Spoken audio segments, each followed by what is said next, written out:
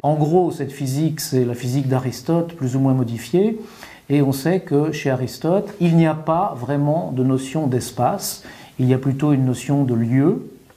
qui est définie de manière différente,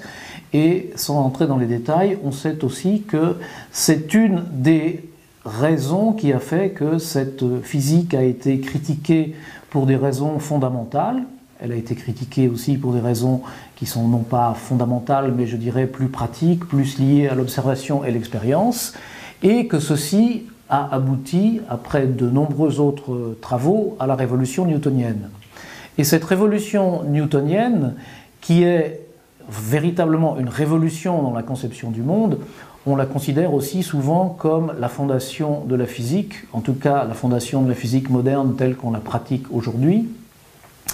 Et un de ses aspects essentiels, c'est précisément l'introduction d'un cadre précis pour faire de la physique, et ce cadre, chez Newton, c'est l'espace et le temps.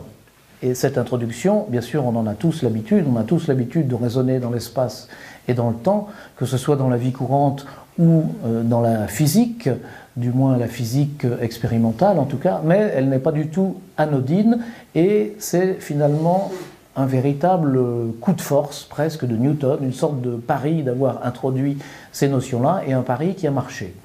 Donc Newton va énoncer l'existence d'un espace physique, et il va en donner une représentation géométrique, puisque c'est la géométrie, ce sont les mathématiques qui vont permettre de faire de la physique. Et cet espace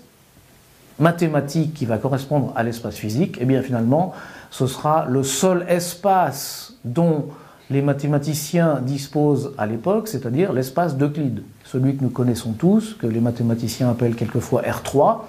et c'est celui dans lequel on apprend à faire de la géométrie au lycée et que nous connaissons tous. Et le temps qu'introduit Newton est lui aussi géométrisé sous forme d'une droite, et on sait que la droite, c'est la même chose que l'ensemble des nombres réels, puisqu'on a une correspondance entre les nombres et les points de la droite.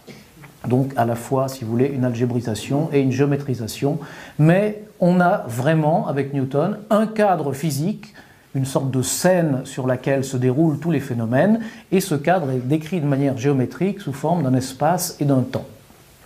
Alors, ça pose énormément de questions. Bon, d'une part, cet espace est infini, donc c'est l'introduction de la notion d'infini en physique.